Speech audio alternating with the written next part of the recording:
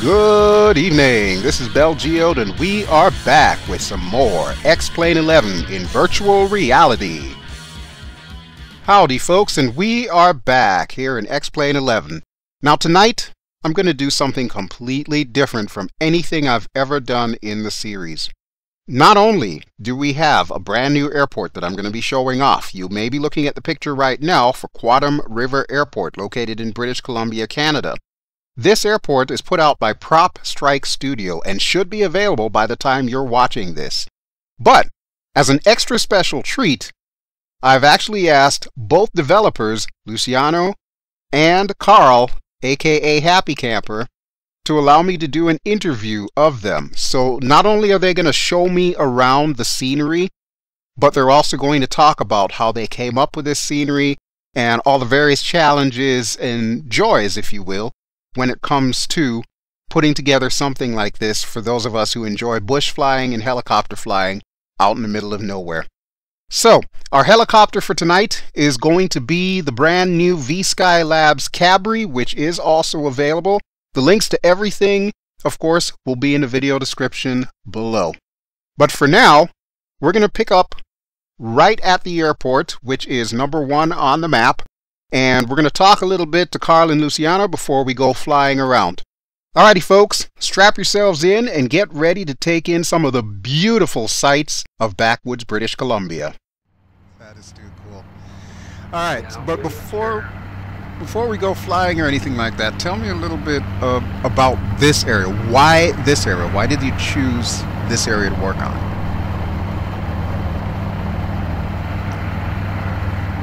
Let me go ahead.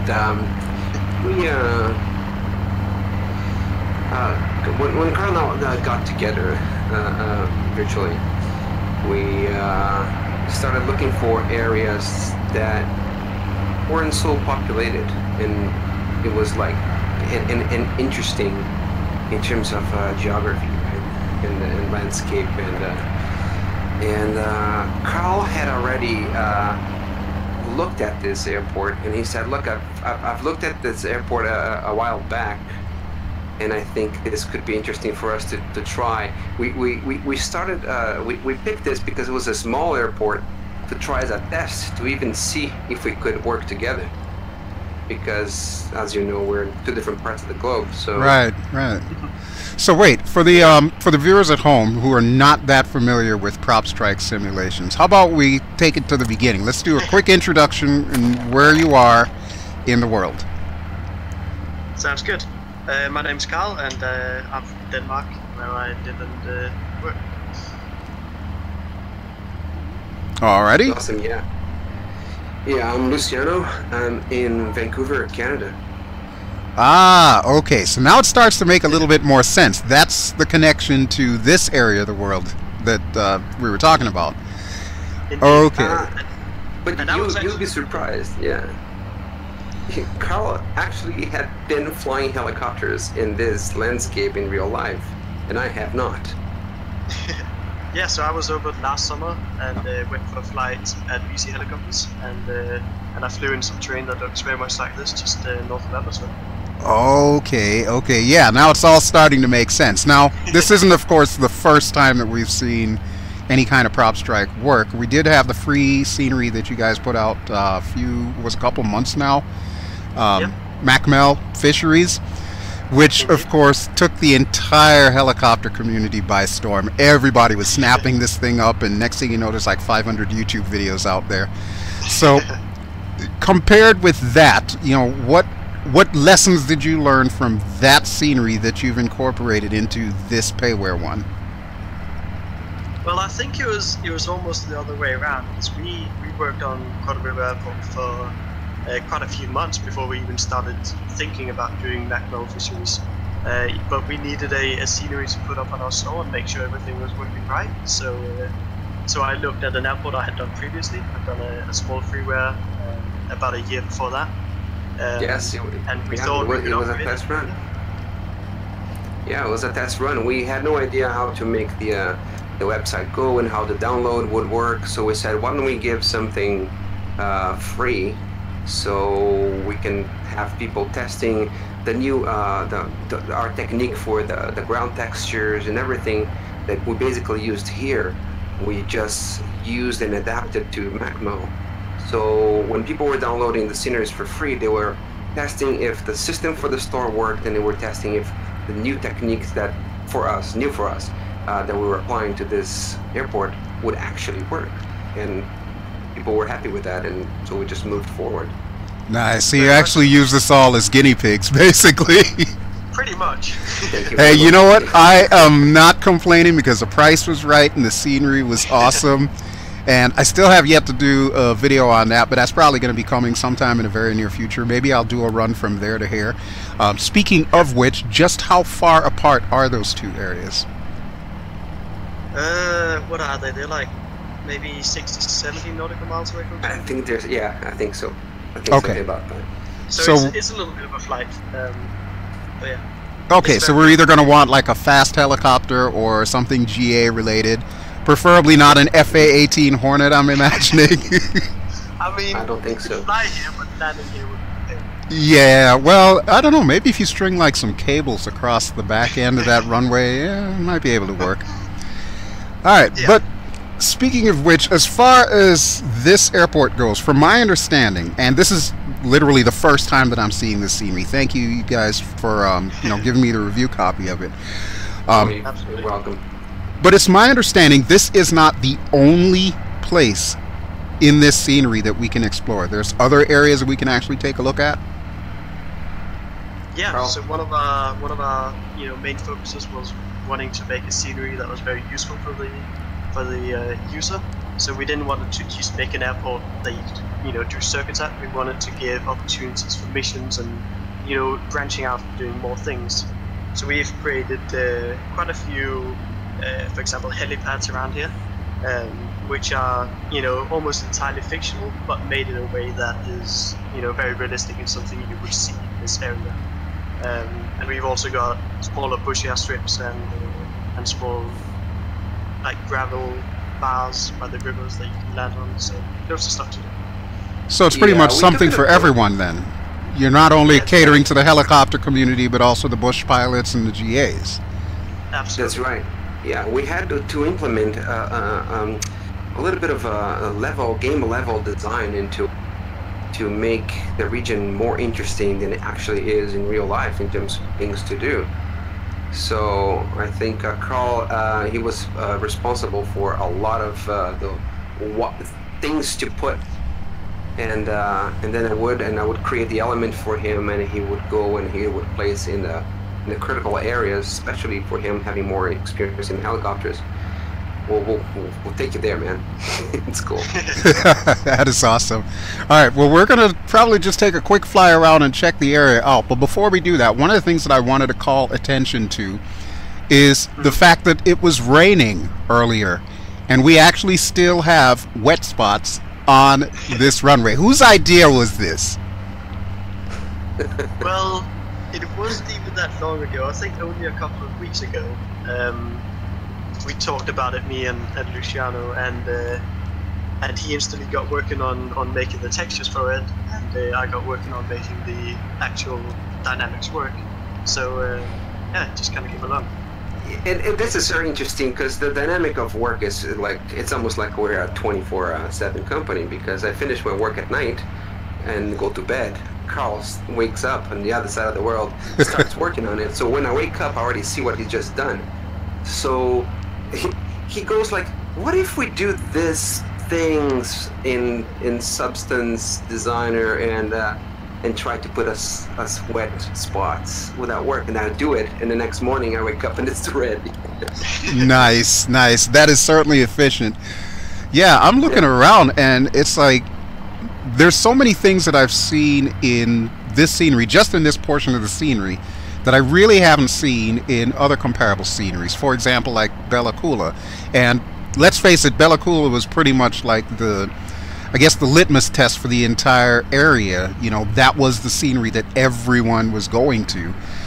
For sure. It looks like you're putting them out of business here, basically. You've got more stuff going on in this small area than I've seen in the entire BelGeode area that I've flown around. I really hope not. I really do love those guys. Their scenery is awesome. So. Well, hope we see more of them, but yeah.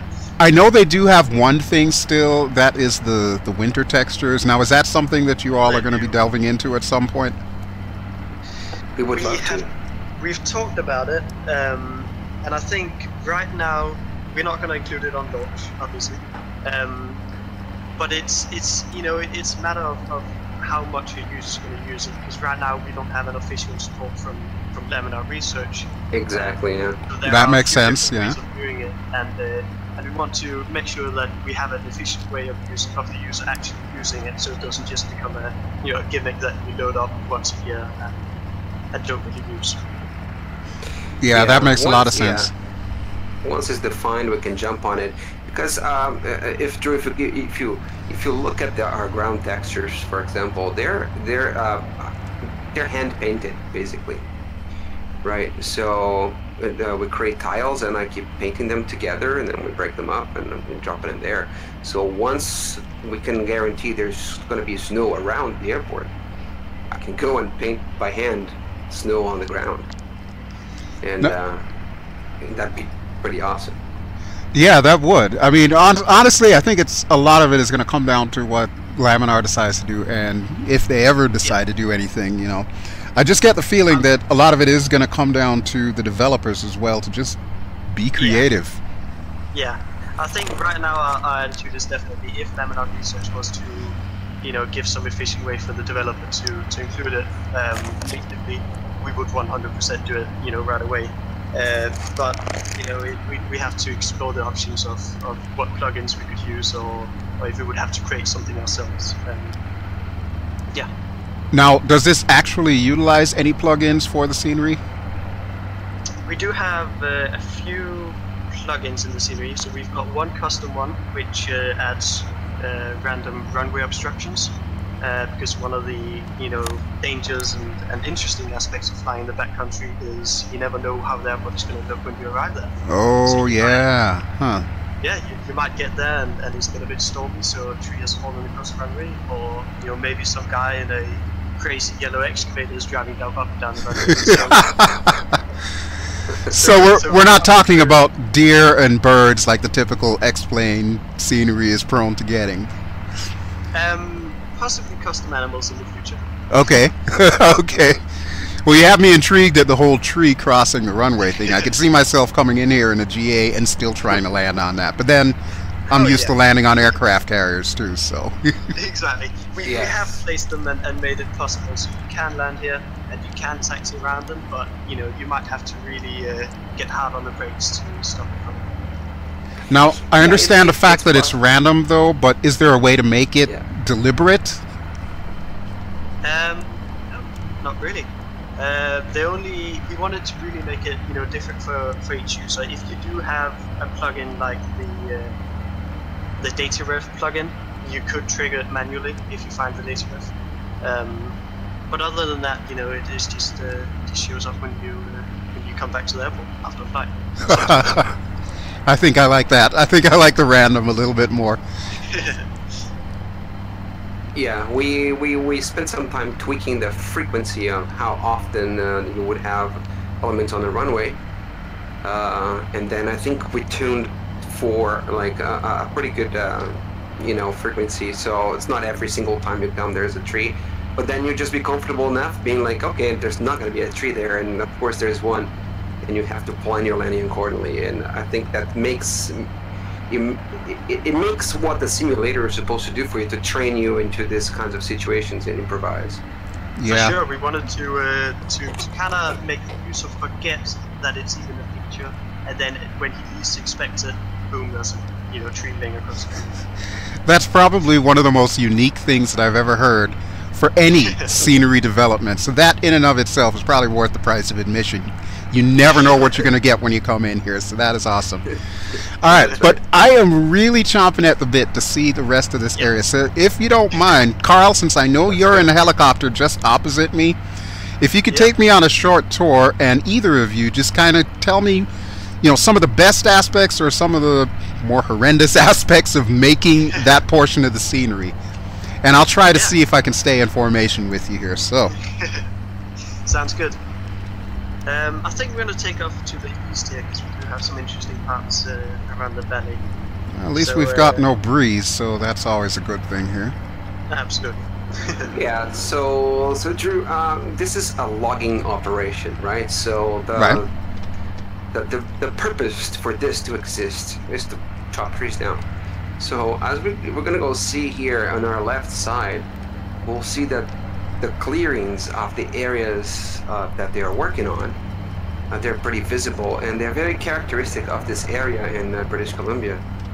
And so we decided to create a spot where, for example, you could have quick access to personnel or equipment, supplies, or even medical. So we created a station there where, with the famous screenshot that we released back in the day when we started developing this. It's right there. It's our medical helipad. Oh, wait, that's the one on the side of the hill. Okay. That's it. Now it all makes sense. Okay. That's what we're coming up on now, and I think if you want, you can have a go at the landing here. It's not too big, but it's not the smallest one we have had. Well, all things considered, since this is still a new aircraft to me, this is going to be interesting trying to see if I can put it down anywhere except a really wide runway, but we're going to give it a shot anyway. Sounds good. As long as I'm not getting into VRS, I should be fine. Actually, so yeah, go ahead. the areas are very clear cut. They almost seem fake. Even when you look in real life, you'd be like, wow, you have full-on trees in one side and straight line, and you have empty area here. And but it's pretty much how you see out there. And so we have some logs, and we have some textures representing the chopped wood, and yeah, all creating that effect of the environment. The helipad, you will see some there's some like steel cables and wires holding it in place to keeping the tent. Oh yeah, I do see that. That is pretty cool. Alright, let me see if I can get into a hover here without hitting this tree off to my left. That's going to be interesting. Now, you do mention that in it VR, kind of... Drew, you will... Oh, yeah, I see, I see. There we go. There you go. I like that a lot. Let me take a quick look outside. So, we'll go to the outside camera here real quick. Now, one of the things that you were mentioning was the fact that the clear-cut areas do kind of look fake, but I can vouch for that. I've been to places like Oregon, in particular Portland, Oregon, and I can definitely say this is probably the most realistic representation of what it's like. There's just those areas where it just looks desolate, where you can tell that they just decimated all the trees in the area for, I guess, what, the lumber industry or the paper mills or whatnot. Yeah, pretty much. I'd say you nailed it on that. That is pretty much what it looks like. So it's not really a matter of, you know, it being fake. For those of you who are watching, I'll just kind of turn my head around here so you can see towards the river. This is pretty much exactly what it looks like, including the morning fog rolling in here. This is awesome. All right, let me get back inside the helicopter here, and what are you thinking for our next stop? I think maybe a good next stop will be go down into the river. Okay. Look at the water spots down there. Let's take a look at the mouth of the Quatam River, and let's see what we have there. All right. So I don't know if you saw me, but I'm up at the top. Yeah, I'm looking at you right now. I'm waiting for you to take off, so that way I'm not like slamming into your skids. And I don't think I brought wire cutters on this helicopter, so. No, I don't think so either. Yeah, let me know when you're clear. Yeah, I am clear. You're good to go. All right, now let's see if I can take off. That's going to be the fun part. And I got to remember there is a tree off to my left, so I'm going to need to swing out to the right here. Thankfully, somebody cleared out this area, so it's easy enough for me to get through here. Good thinking, whoever that was. Very convenient. Oh yeah, that works. Can't guarantee the same for other spots. Oh man, I am really enjoying the way that these textures reflect the sunlight and whatnot. How difficult is it to put that stuff together? This was a pretty big trial and error that we have. Sorry, I cannot see you guys. I lost my connection with Carl. But if you're talking about if you go to the beach and you see the mouth of the river there, we tried something. We tried to do to basically cover the water of the river with decals and erase the areas that we wanted to have the water showing through. So just playing with opacities and going and erasing the diffuse map, we had the water being revealed. Once you have that combination of the opaque decal and the reflection of the water underneath, it creates this nice sandy effect that is quite interesting. Yeah. Yeah. So we wanted to use custom texture for this because a lot of sceneries, they include orthophotos, and although I really do like orthophotos, it has its limitations. Oh yes. So one of the things is, first of all, it would be expensive to get orthophotos for this area, which would mean the price would be higher for the end user. So we weren't super interested in that. Plus, you don't get the definition that you can get with custom textures down low. So what we've done here is a lot more work, but it also, in my opinion, looks a lot better when you're down in a sandbank like we are right now. The proof is definitely in the pudding. I never would have guessed, just looking at the water, that it wasn't X-plane water, kind of tweaked. And even this sandbar that we're sitting on here, this actually feels and looks in VR like I'm sitting on a sandbar. I expect there to be gravel sounds as my skids, scrape to and fro. So yeah, that was pretty good. And I remember seeing this also in Macmel Fisheries. So this is basically the same technology that you're utilizing in both scenes. Yeah, absolutely. Yeah, that's right. Macmel, we were using decals that were like from our decal library. On these ones on the river now, they are like specifically catered and made for this, but using the same technique. Wow. All right, so I'm just going outside and doing a quick circuit around the helicopter so that way our viewers can actually see what's going on. And I love how mysterious the forests look, especially this time of the day. This is like the perfect time of the day to go flying in some place like this. That's right. Now, I haven't seen any wild animals or anything. Is this still going to show up with the default X-plane thing where you'll have, like, occasionally some deer running through the scenery? It probably will, yeah. I haven't seen it in my testing, but it might just be that I haven't turned off in my settings somewhere. But I don't see why it wouldn't. We are, though, planning on possibly releasing some animals in a future update. So we have our own custom spin on that.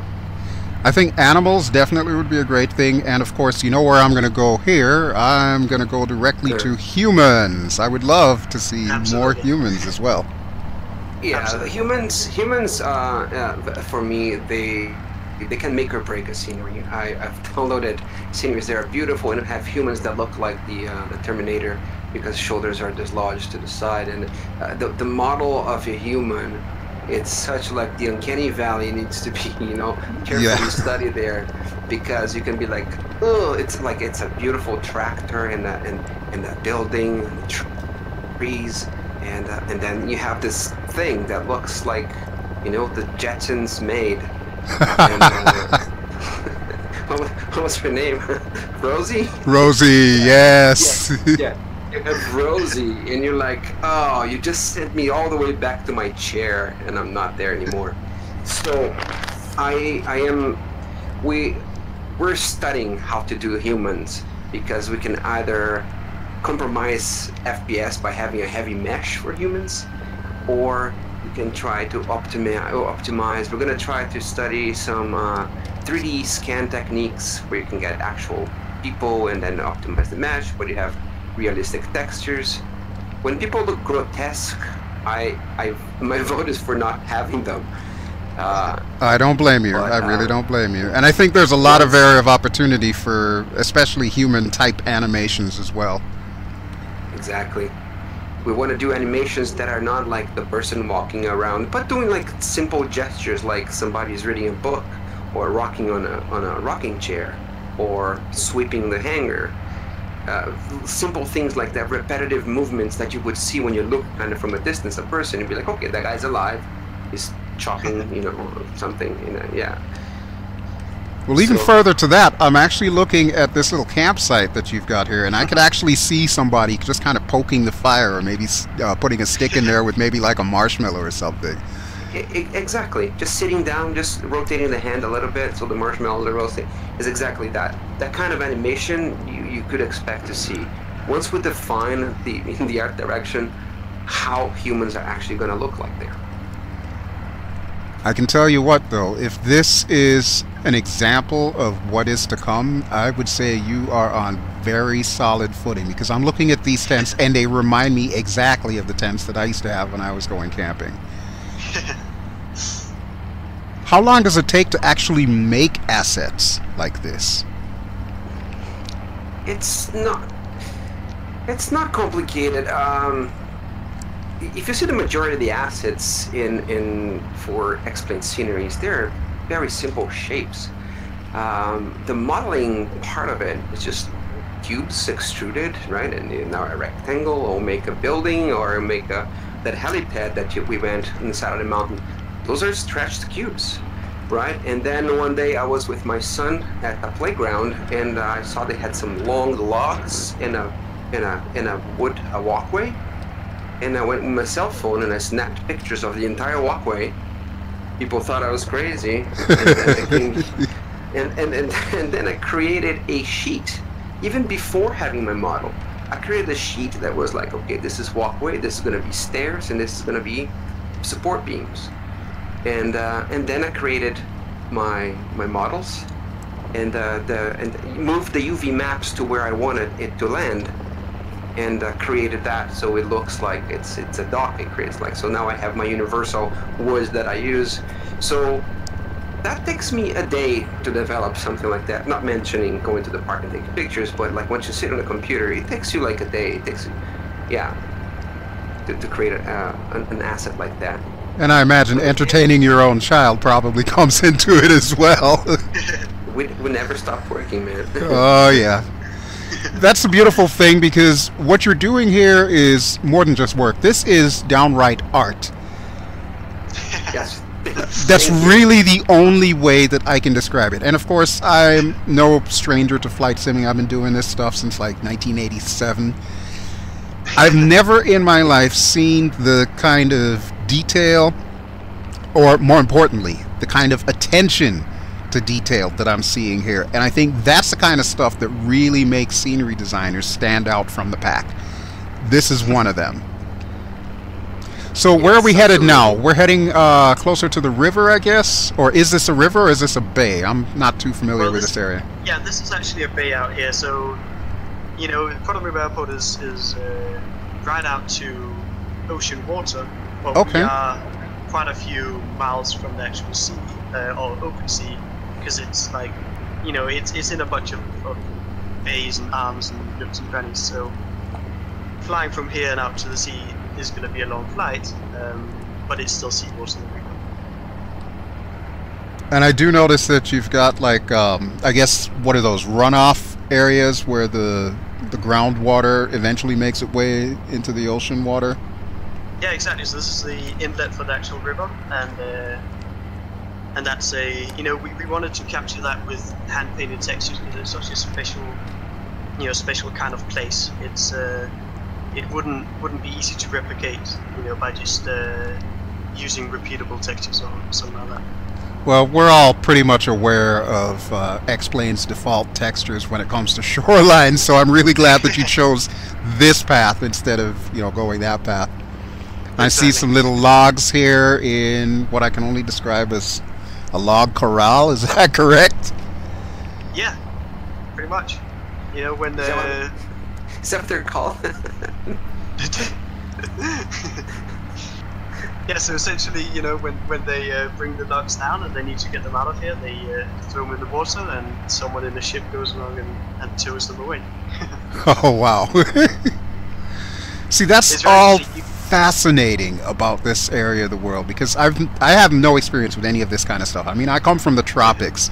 The only wood that we've got floating on river is bamboo in the form of bamboo rafts, you know. That's right. That's right. I'm from the south of the globe as well. I'm from Brazil originally, and to me, every time I step outside of my house, it's like, wow. So that's how they do it. It is pretty awe-inspiring, and I'm really glad that you've basically got a handle on it. As I'm looking through here, this feels like what I expect British Columbia to feel like. That's right. Except there's no bears trying to kill me or anything, but that's okay. I'll pass on that. It's coming. Alright, so what other portions are we missing? What else have we not seen in this scenery here? As I'm sure everybody's like rushing to pick this thing up, because it should be on sale as of the time of this recording, I'm assuming. Yeah, it really should. That's right. Carl, let's take him upstairs. Alright. Yeah, so All the way up. So I think you know, we've shown some of the cool parts around the actual airport. There are quite a few, you know, more spots that we haven't shown you. But let's head on to the fire watchtower or lookout tower. All right. That's right. And that's off the coast here. Yeah, go on. I think we should probably take a look at like maybe one, possibly two more areas, but leave the rest for the imagination of the actual consumer. I don't like giving everything away all at once, but I am kind of curious about this fire watchtower, so actually kind of reminds me of another game. Yeah. It came exactly from there. I kept looking at this while I was flying, and thinking, that reminds me of Firewatch. So I wish I had a tower. And I looked, and this is how conversations go on Facebook, Carl and I. It's like, I always go like, can I do this? Like, do we have the memory budget for this? And he's like, go ahead, what do you want? And I was like, well, I want to put a watchtower. And he, like, you see him typing there, not saying anything yet. And he goes like, yeah, go for it. And I was like, yes. Well, that's good that you at least have that understanding that, you know, you're not going to trample each other's creative liberties, because honestly, anything that you could put to this is just going to make it better, really. Yeah. And then so, as you guys are flying there, tell the story like how we go. When we're creating that, we grab a whole bunch of reference photos of what things are supposed to look like what is the object, right? And then we choose which style is the one that is more pertinent to our area. In reality, I don't know where there are watchtowers in BC. I've seen a map. They're nowhere near this area. However, does it belong? Is it? There is the reality and realism, right? And the realism of this is like it's the top of a mountain, overseeing a whole bunch of mountains with a whole bunch of trees. So yeah, it would belong there. So and then we went ahead and created this. So this is entirely fictional, but based on a real watchtower. Yeah, so this is one of the places where we've really, you know, taken liberty in what we include, and you know, we want to do this because it really improves what we have. You know, it allows for more things for the user to do, which essentially at the end of the day is what we, you know, what to do. We want to give the user a great experience where they can have many hours of fun playing around here. So, yeah, I get that. It's all about the replayability, basically, because I mean, if you consider the audience that you're shooting for, it's not going to be the audience that, you know, they want to pile on 175 passengers and we're going to fly from here to here and do the SIDS and stars and all of that. It's the people that want to explore. And the more things that you have for them to explore, the more interesting your scenery is going to get. But I have to say, though, I am in awe with these mountains. I know some of them are, you know, default textures that we're seeing off in the distance and whatnot, but a lot of the closer ones. I know you mentioned that you didn't use ortho. What was your thinking behind that? Like, what are you actually using for these mountains here? Well, what you see right here as we're flying past, that's just HD Mesh version 4.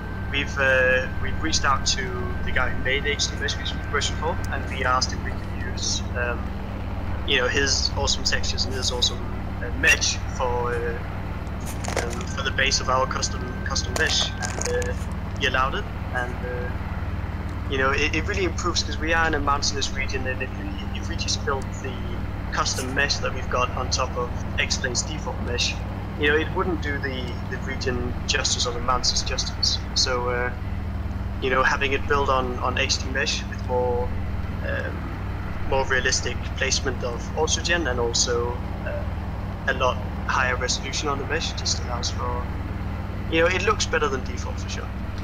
I would have to agree with that. Yes. Now, you didn't do anything in this area with the trees or anything, right? This is all still the default trees? We are just passing over our custom trees now. So, so yes. Okay. Yeah, so we're coming up near the watchtower now, and we're entering into where we've got our custom textures and custom trees. I'm lollygagging behind here because, honestly, I'm just being a tourist right now. That's just the way I am. I've got to take this all in. I've never seen any of this before, whether in real life or in a simulator, so this is all, like, eye candy for me. And, of course, the viewers are going along for the ride. But I'm assuming you are on the very top of that peak up ahead? Yep, pretty much. Okay, I think I got eyes on you right now, so let me see if I can get this thing up there before it starts beeping at me. Yeah, and again, the replayability on this, it's been really impressive. Like, we've been working on this for quite a while now, and I see myself going back over and over and changing weather situations, and coming from different areas to land over here. Sometimes the sun is going down, and I would like to have to hurry up, and because I won't be able to see the runway. So keeping on the VFR aspect of the flight, and you see yourself going back to this area and playing over and over and over again. And yeah, it's quite. I was quite happy with the final result. Yeah. So what we're coming up to right now is the watchtower. We've got the sharp cliffs on either side of the top of the mountain here, and right in here in the opening by the watchtower, we have got a small metal helipad. That should be should fit the Cabri nicely. Now, I do find it kind of interesting that we are in fact using the Cabris, because for anyone who's been kind of following along with VSkyLabs, as they were developing this helicopter, this scenery was what they were showing off while they were doing that. So how did that actually come about, that little partnership, so to speak? We love VSkyLabs work, and we got to him and said, look,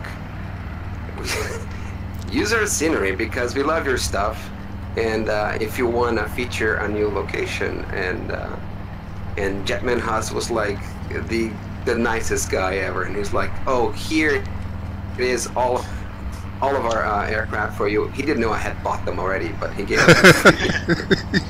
Yeah, I'm kind of in the same boat as well. I'm always doing reviews and so on and so forth, so I have access to everything, but I don't mind giving him money because he does such a great job. All right, Absolutely. I seem to have lost the helipad. Wait, is that it here? This little mesh thing? Yep, that's it. Are you kidding me? Dude, you're trying to kill me here. That's exactly how they look in real life. Oh my god. Alright, I'm going to slide to the right here.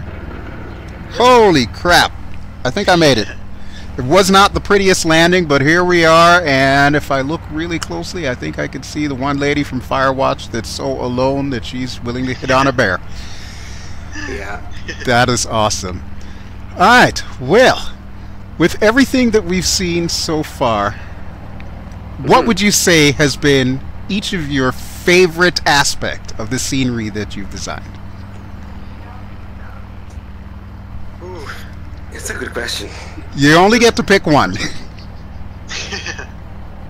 To me, was a question that I've had since Flight Simulator 2004. Why does the ground texture need to suck? And is that necessary? And having the ability in X-Plane 11 to actually explore that, and being able to bring my whole artistic background and map painter background into this, and having Karl making this available for me and possible, to me, this was the best aspect of developing this thing. It's not one thing in the airport, but the challenge that we made possible to get ground textures looking the way that I had personally only seen super high-end airports. Nice. And Karl? Well, I think for me, I really like the dynamic elements of the scene. I really love that we have, puddles that show up when it's raining and look nice. I really like that we have excavators driving around doing their thing. We've even got some up on some mountains that you didn't see. Some more for the user to see in the end. And I really like that we've got obstructions showing up and making it a dynamic experience that where no two flights are the same. That is awesome.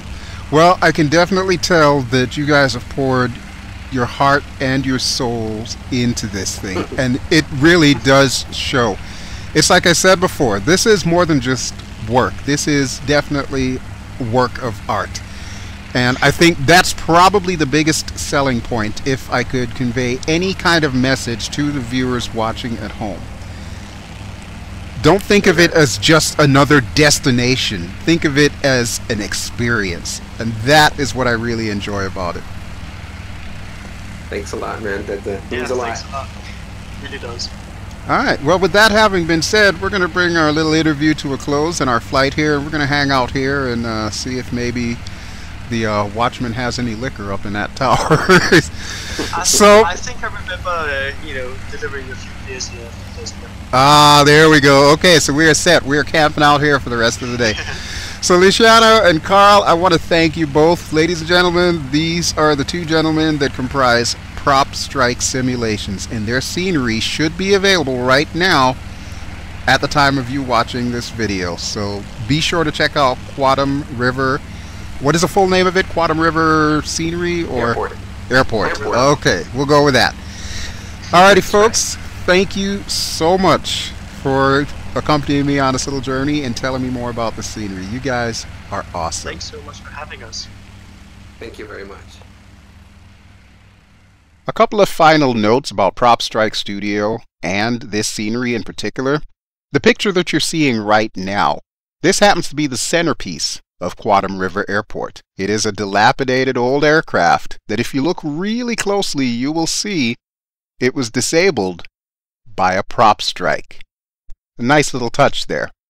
And one of the things that Luciano told me after the interview was whenever he's developing scenery, he likes to go into VR and just kind of walk around the area and see what it's missing and what he can add into little areas that we can explore.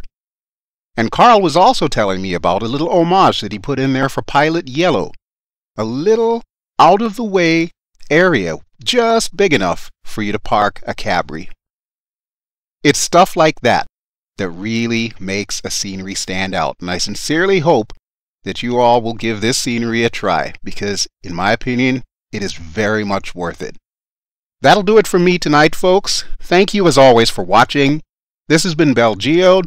I've been flying in X-Plane 11, and Karl and I have been flying the VSkyLabs Cabri around the Prop Strike Studios, Quatam River Airport. If you enjoyed what you've seen, please feel free to give me a like. Don't forget to subscribe if you haven't done so already, and I'll be back with another X-Plane episode in the near future. Ciao!